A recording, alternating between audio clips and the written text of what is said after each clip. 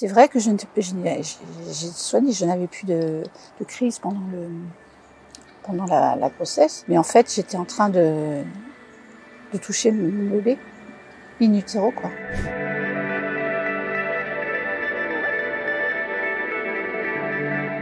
Après le scandale de la Dépakine, un autre médicament anti-épileptique est dans le viseur des autorités puisque l'ANSM, l'Agence nationale de sécurité du médicament, a alerté le 29 juin dernier sur les risques du topiramate. Selon une étude publiée le 31 mai dernier, la prise de ce médicament pendant une grossesse peut multiplier par presque 3 le risque de troubles du spectre autistique chez l'enfant et par 3,5 le risque de déficience intellectuelle.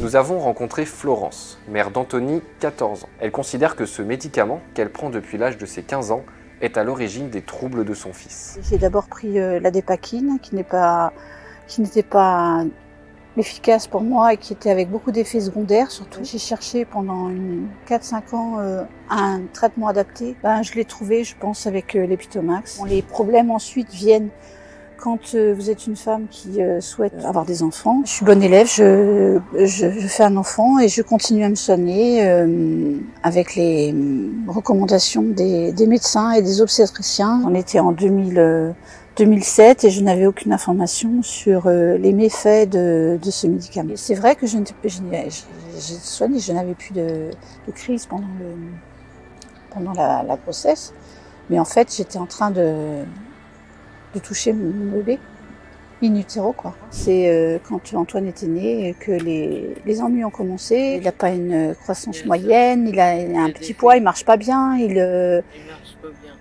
L'année 2010, j'avais plus de 40 ans, donc je savais très bien que ça allait être compliqué pour avoir un deuxième enfant. J'ai décidé par moi-même d'arrêter de prendre mon médicament parce que je faisais plus de crise et j'avais tellement de doutes au sujet de la relation entre le médicament, la prise du médicament et l'évolution de mon gamin que je voulais pas que mon deuxième enfant soit touché par cette molécule. Ma fille est née en 2011 et il n'y a aucun problème neurologique pour elle.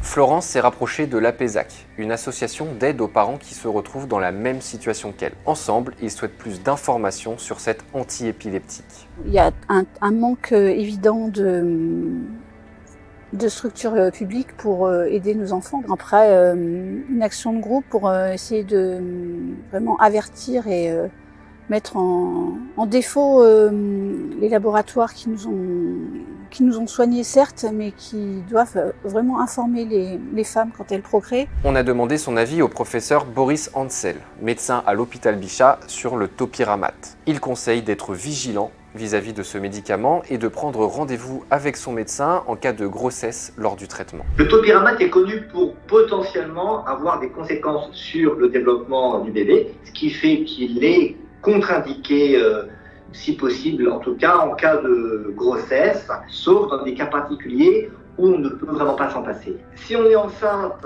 et qu'on prend le topiramate, d'abord, il ne faut pas paniquer. Même s'il y a une augmentation du risque d'avoir des troubles du spectre autistique pour les enfants ou de déficience intellectuelle, ces risques restent faibles. On est à moins de 5% dans un suivi des enfants jusqu'à 8 ans dans l'étude qui vient d'être publiée. Cela dit, si on prend le topiramate, il faut voir son médecin rapidement pour éventuellement arrêter le traitement si on n'en a pas absolument besoin. Dans le cas de l'épilepsie, on a des alternatives. Dans le cas de la migraine, on a aussi des alternatives. Et puis de principe, on va un peu plus surveiller le neurodéveloppement de l'enfant. Mais encore une fois, pas de panique. Il faut prendre la décision d'arrêt avec son médecin.